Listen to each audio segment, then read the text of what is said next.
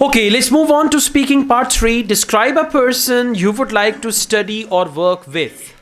Yes. Actually, I am a student and nowadays I study about Ielts and I would like to study with my cousin brother. The name of my cousin brother is Ali and he is very intelligent person and I would like to study with him because he teaches me when I am wrong and I understood everything when I study with him. After completed my Ielts, I will go abroad for further study and I will study in abroad business department.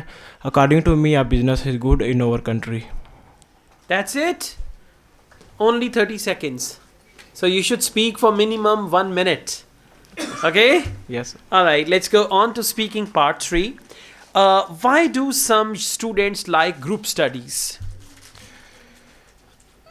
Because some students would like study with his friends and With their friends? and understand everything with the help of his friends.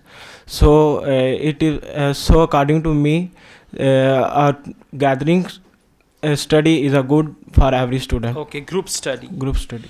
Okay, do you prefer to study in the morning or at night?